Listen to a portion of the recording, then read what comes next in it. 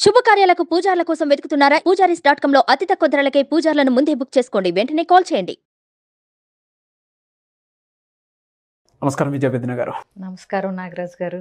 చాలామంది భార్యలు భర్త మీద డౌట్ ఉంటే ఏ విధంగా దాన్ని క్లారిఫై చేసుకోవాలనే దాని మీద పెద్ద ఐడియా ఉండదు.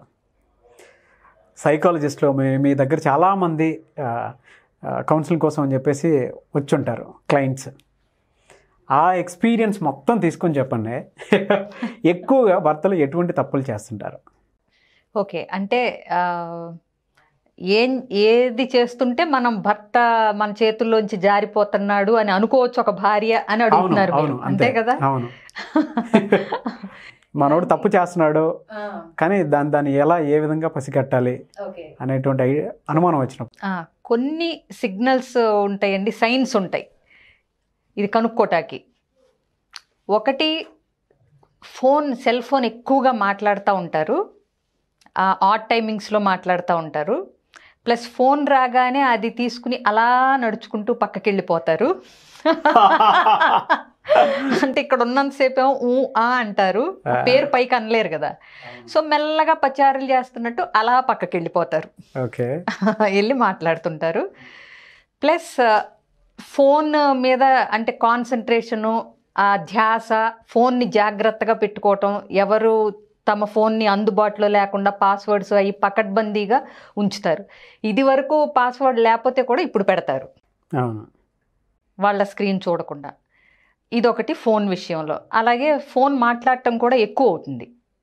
ఇదివరకు అంటే ఆఫీస్ నుంచి ఇంటికి రాగానే ఏదన్నా అత్యవసరమైన కాల్స్ అలాంటివి మాట్లాడేవాళ్ళు ఎక్కువ ఫోన్స్ వస్తూ ఉంటాయి అన్నమాట ఇప్పుడు. అట్లాగే ఇంటికి వచ్చిన తర్వాత మళ్ళీ బయటికి వెళ్ళటం, అంటే ఆఫీస్ నుంచి ఇంటికి వచ్చేసిన తర్వాత ఇదివరకు ఎప్పుడు బయట ప్రోగ్రామ్స్ పెద్ద ఉండని ఒక భర్తకి ఆఫీస్ తర్వాత వ్యాపకాలు ఎక్కువ అవుతాయి. ఇంటికి అయితే ఆఫీస్ తర్వాత తిన్నగా ఇంటికి రాకుండా ఏదన్నా చేసి రోజుకో రీజన్ చెప్పి లేట్గా రావటం, బయట భోంచేయటాలు ఎక్కువ అవటం, ఇదొకటి మొదలవుతుంది. అలాగే ఇంకొకటి, కొంతమంది ఏంటంటే అతి తెలివి గలాళ్ళు ఉంటారు. ఇలాగే ఇవి చేస్తుంటే ఎక్కడ దొరికిపోతామో లేకపోతే ఎక్కడ తెలిసిపోతుందో అనే గిల్టీ ఫీలింగు, భయం ఒకటి. భార్యకి అన్యాయం చేస్తున్నాను, ఇంకొక అమ్మాయి వైపు అట్రాక్ట్ అవుతున్నాను అనే గిల్టీ ఫీలింగ్ ఒకటి ఉంటుంది వాళ్ళల్లో కూడా. సో అందుకని కొంతమంది ఏం చేస్తారంటే భార్యకి అనుమానంగా రాకుండా ఉండటం కోసం భార్యతో అతి ప్రేమగా ఉంటుంటారు.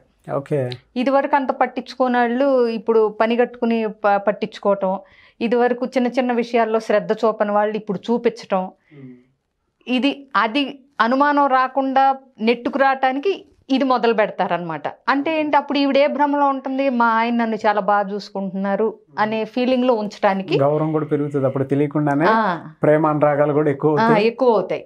ఇది కొంతమంది మగవాళ్ళు ఈ టాక్టిక్స్ కూడా యూస్ చేస్తారు. ఇంకొకటి, మనం చూస్తే బాగా శ్రద్ధ పెడతారు రెడీ అవటం మీద కూడా.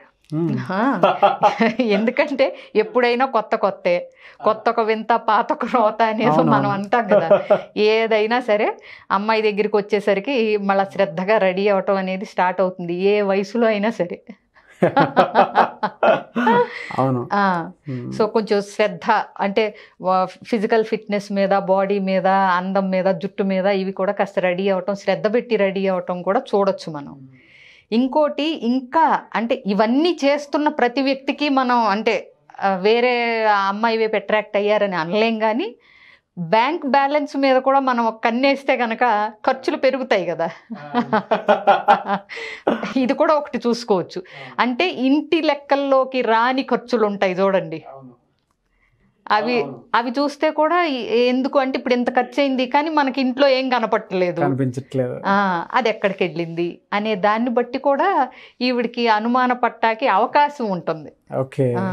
కానీ ఖచ్చితంగా అయితే మనం కన్ఫర్మ్ చేయలేము. ఇవన్నీ చేస్తున్నారని చెప్పి నీకెవరో అమ్మాయితో ఉంది అని పటపట ఇప్పుడు ఈవిడ అనుమానపడి అడగటం అయితే కరెక్ట్ కాకపోవచ్చు. సో ఇంకొకటి ఏంటంటే, ఇప్పుడు ఈ హస్బెండ్ కొలీగ్స్, ఫ్రెండ్స్ ఎవరైతే ఉంటారో కొంచెం వాళ్ళ ఆవిడికి కూడా వాళ్ళు తెలిసే అవకాశం ఉంటుంది. స్లోగా ఎప్పుడన్నా గెట్ టుగెదర్స్లో కానీ ఏదైనా సరే కొంచెం క్లోజ్ ఫ్రెండ్స్ అంటే వీళ్ళకి పరిచయాలు ఉంటాయి. సో ఏదన్నా డౌట్ వచ్చినప్పుడు కొంచెం అంటే మరీ అనుమాన పడిపోతున్నట్టు బయటపడకుండా అసలు మా వారు అంటే రాలేదండి ఇంకా మీకు ఏమన్నా తెలుసా, ఇట్లాంటి స్లోగా పరిచయాలు పెంచుకుని విషయం రాబట్టొచ్చు కొంచెం తెలివిగా గౌరవంగా. అది కూడా చెయ్యొచ్చు. వాళ్ళని అడిగితే కూడా ఏదన్నా ఉంటే కూడా అప్పుడు వాళ్ళు కూడా కొంచెం ఈవిడ్ని అంటే ఏమంటారు దాన్ని జాగరూకత పరిచే అవకాశం ఉంటుంది నిజంగా అది ఉంటే గనక. కొంత కాన్షియస్కి కొంచెం అవును, అంటే చేతులు కాలక ముందే ఆకులు పట్టుకోవచ్చు అనమాట. ఇంకా వీటితో పాటు ఇంకేముంటాయండి? ఈ జనరల్గా అండి ఇలాంటివి అలవాటు అవ్వటానికి భర్త అంటే గాడి తప్పటానికి ఏంటంటే ఎక్కువ మట్టుకు మేము చూసిన దానిలో ఏంటంటే డెలివరీస్ అప్పుడు భార్య పుట్టింటికి వెళ్తుంది చూడండి, ఇది వీళ్ళకి మెయిన్ టైం. పక్కదారులు పట్టేటానికి అవకాశం ఎక్కువ ఉంటుంది. ఓకే. సో ఎందుకంటే ఇప్పుడు 7వ నెలలోనో ఎప్పుడో వెళ్ళిపోతారు, మళ్ళీ పిల్లలకు 3-4 నెలలు వచ్చే వరకు రారు. అంటే సుమారుగా 6 నెలల గ్యాప్ మినిమం దొరుకుతుంది, అది ఫస్ట్ టైం డెలివరీకి వెళ్ళినప్పుడు. సో అందరు ఇలా చేస్తారని ఎప్పుడు మనం ఒక ఘాటిని కట్టేయలేం, కానీ ఇట్లాంటివి మొదలవటానికి అదొక అవకాశం, అదొక టైం కింద మనం చెప్పుకోవచ్చు. సో ఆ టైంలో చేస్తారు, ఎక్కువగా జరుగుతాయి, అవకాశం ఉంటుంది. సో ఒక 7 ఇవైతే చెప్పారు మీరు, అంటే అనుమానాన్ని క్లియర్ చేసుకోవాలి అని అంటే ఓకే, అక్కడి వరకు బాగానే ఉందండి. అంటే మీరు చెప్పిన ఇన్సిడెంట్ ఆల్మోస్ట్ ప్రతి ఇళ్లలో ఉంటాయి కాబట్టి ఈజీగా చెక్ చేసుకోవడానికి ఉంటుంది. ఇంకొకటి ఫోన్, ఒకటి బ్యాంక్ బ్యాలెన్స్, ఇక్కడ ఎవరన్నా సరే దొరికిపోతారు. ఖర్చులు అంటే ఆటోమేటిక్గా తెలిసిపోతాయి. ఎందుకంటే వాళ్ళ ఆయనకి ఎంత సంపాదన, మనం ఇంటికి ఎంత ఖర్చు పెట్టుకుంటున్నాం, ఎట్లా బడ్జెట్ వేసుకుంటున్నాం అనేది ఆడవాళ్ళు బాగా గమనిస్తారు. అవును, ఇక్కడ దొరికిపోతారు. ఓకే. అండ్ ఇదంతా జరుగుతుంది, కంటికి కళ్ళ ముందు కనిపిస్తూ ఉన్నాయి, కానీ భర్తని క్వశ్చన్ చేయలేదు ఒక మహిళ. అటువంటి సమయంలో ఏం చేయాలని, అంటే ఎలా దీని నుంచి బయటపడాలి, అండ్ తనకి జాగ్రత్తలు కూడా అదే విధంగా చెప్పాలి, తనకు నచ్చ చెప్పేలాగా తన దారిలో తను తెచ్చుకునేలాగా చేయాలి. ఎవరైనా సరే ఒక్కసారి నువ్వు ఇలా చేస్తున్నావు అని చెప్పేసి అడిగితే అటేపు ఉన్నోడు ఈగో కూడా ఈజీగా రైజ్ అవుతుంది. నువ్వు చూసావా, నువ్వు చేసావా అని చెప్పేసి. పొరపాటున కనుక వెనక నుండి ఇవన్నీ అబ్జర్వ్ చేశాను నేను, ఇవన్నీ ఓకే చేసుకున్న తర్వాతే నేను నీ దాకా వచ్చానన్న తెలిసినా కూడా నాకు తెలియకుండా నాతో పాటు ఉంటూ ఇక్కడ దాకా వచ్చావు నువ్వు, నా మీద నీకు అంత అనుమానమా అని కూడా రివర్స్ అయ్యే ఛాన్సెస్ ఉంటాయి. అవును. మరి అలాంటప్పుడు ఏం చేయాలండి? అంటే ఇలాంటప్పుడు కొంచెం అంటే పకడ్బందీగానే ప్లాన్ చేయాలండి.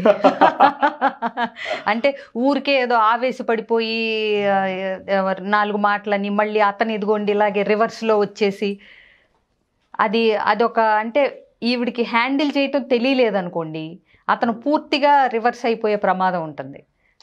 అంటే మీకు ఒకటి చెప్తాను నేను, వీళ్ళ సైకాలజీ కొన్నిసార్లు ఎట్లా ఉంటుందంటే దొరకకపోతే దొరలన్నట్టు, దొరికితే దొంగతనం బయటపడిపోయినాక వాళ్ళు ఇంకా ఒక్కొక్కసారి దాన్ని అవును నాకు ఇష్టం అమ్మాయి అంటే ఇప్పుడు ఏం చేస్తావు అయితే అనే కాడికి వచ్చేస్తారు. అప్పుడు మరీ మొదటికే మోసం వస్తుంది. అంతే కదండి. అంత తెగించి చెప్పేసినప్పుడు సో అంటే ఏంటంటే రెడ్ హ్యాండెడ్గా నువ్వు నాకు దొరికిపోయావు, నేను ఇవన్నీ కనుక్కున్నాను అన్నప్పుడు అతని ఈగో చాలా హర్ట్ అవుతుంది. సో ఇంకొకటి, అప్పటిదాకా దాయాల్సిన అవసరం ఉంది, ఇప్పుడు వన్స్ ఆవిడికి తెలిసిపోయినాక ఇంకా దాయాల్సిన అవసరం లేదని కూడా అనుకుంటాడు కొంతమంది. సో రకరకాలు ఉంటారండి, ఒక్క రకంగా ఉండరు, ఒక తెప్పలు కాదు. ఇవైతే కామన్ క్యారెక్టరిస్టిక్స్ అంటారు. క్యారెక్టరిస్టిక్స్ ఏది నలుగురికి తెలిసేది. ఈ లోపలే ఇంకా కొత్తవి కనుక్కున్నారేమో, మరి వేరే మాకు చెప్పాలి, మగవాళ్ళు ఏమన్నా కనుక్కుంటున్నారేమో. మాకు జనరల్గా తెలిసేదైతే ఈ లక్షణాలు కనిపిస్తుంటే మనం భర్త చేతులు దాటిపోతున్నాడని ఒక అనుమానానికి రావచ్చు అని మాకు ఇవి తెలుస్తాయి. ఇంకా అంటే లేటెస్ట్ టెక్నాలజీస్ ఏమున్నాయో మనకు తెలియదు. ఇప్పటికి అంటే అందరికీ తెలిసి ఆలోచించాల్సినవి అయితే ఇవైతే క్లియర్గా, ఇంకా కొత్త టెక్నిక్స్ ఏమన్నా ఉన్నాయో నేను అంత అప్డేట్ అవ్వలేదేమో, కానీ ఇప్పుడు ఇవి డీల్ చేయటం మాత్రం స్పెండింగ్ ఎక్కువగానే అది కూడా మనం కవర్ చేసాం. లేట్ గా రావటం, రెస్టారెంట్లకి భోజనాలు బయట చేసి రావటం అన్న దానిలో కవర్ అయిపోతాయి ఇవి. అంతే కదా. అవును. సో ఇవి వచ్చినప్పుడు ఇది ఎట్లా హ్యాండిల్ చేయాలి, కన్ఫర్మ్ చేసుకోవాలి అనే దానికి కూడా కొంత ఒక టైప్ ఆఫ్ ఫార్మాట్లో వెళ్తే ఏంటంటే వాళ్ళు కూడా మారే అవకాశం. అంటే ఏంటి, ఈ అమ్మాయి ఉద్దేశం కూడా ముందు ఎలా ఉండాలంటే నిలబెట్టి కడిగేయటం కాదు, కానీ అతను మారాలి. కానీ మరీ ఆ ఈగో హర్ట్ అయ్యి అవమానపడేలా కాకుండా ఎలా హ్యాండిల్ చేసి మళ్ళీ గ్రిప్లోకి తెచ్చుకోవచ్చు అనే విధంగా ఆలోచన విధానం ఉంటే అతను రియలైజ్ అయ్యి మారటానికి ఎక్కువ అవకాశం ఉంటుంది. డైరెక్ట్గా నువ్వు ఇదిగో ఇలా చేసేసావు, నేను నిన్ను పట్టుకున్నాను, దొంగను పట్టుకున్నట్టు అంటే మాత్రం అతను రివర్స్ అయ్యే అవకాశాలు కూడా ఉంటాయి కొన్ని కేసెస్లో. సో అటువంటి కాకుండా మిమ్మల్ని అప్రోచ్ అవ్వచ్చా అటువంటి సందర్భాల్లో? అంటే అప్రోచ్ అయితే అండి ఎగ్జాక్ట్గా ఏంటి అంటే ఆవిడ అబ్జర్వ్ చేసినవి ఏంటి, అసలు మనం అనుమానపడటానికి ఎంత అవకాశం ఉంది, ఆ తర్వాత ఎట్లాంటి అంటే బిహేవియర్ ఈవిడ చేయాలి, ఎలా మాట్లాడాలి అనేది మనం ఒక సెషన్ కింద కౌన్సిలింగ్ తీసుకోవచ్చు. ఓకే, అప్రోచ్ అవ్వచ్చు. ఇంకొకటి ప్రీ మ్యారిటల్ అక్కర్లేకుండా వేరే కావాల్సిన వాళ్ళు కూడా ఉంటున్నారు. సో వాళ్ళకు కూడా మేమేం చెప్తున్నామంటే కాల్ చేసి మాకు కపుల్ కౌన్సిలింగ్ అవసరం, లేదా మాకు పేరెంటింగ్ అవసరం, ఏది అవసరం అయితే అది చెప్పి ఫోన్ నెంబర్ ఇచ్చేస్తే ఆ సెషన్స్ ఎప్పుడైతే మేము ప్లాన్ చేస్తామో వాళ్ళకి ఇంటిమేట్ చేయడం జరుగుతుంది. అంటే పేరెంటింగ్ కావాల్సిన వాళ్ళకి పేరెంటింగ్ సెషన్ డేట్ ఫిక్స్ అయిన తర్వాత వాళ్ళకి ఫోన్ వెళుతుంది. ఓకే, అట్లా ప్లాన్ చేస్తున్నాం. ఎందుకంటే అందరికీ ఒకటే రిక్వైర్మెంట్ లేదు ఇక్కడ. కొంతమంది పేరెంటింగ్ అడుగుతున్నారు, కొంతమంది కపుల్ కౌన్సిలింగ్ అడుగుతున్నారు, మ్యారేజెస్లో డిస్టర్బెన్స్, కొంతమంది ప్రీ మ్యారిటల్ అడుగుతున్నారు.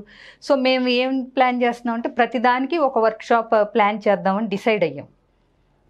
సో ఎవరికి ఏది అవసరమో మాకు పేరెంటింగ్ అవసరం అని చెప్పి వాళ్ళ ఫోన్ నెంబర్ ఇచ్చేసారనుకోండి, స్క్రీన్ మీద స్క్రోల్ అవుతున్న నెంబర్కి పేరెంటింగ్ సెషన్ మనం ప్లాన్ చేసిన వెంటనే వాళ్ళకి మన టీం నుంచి ఫోన్ వెళ్తుంది.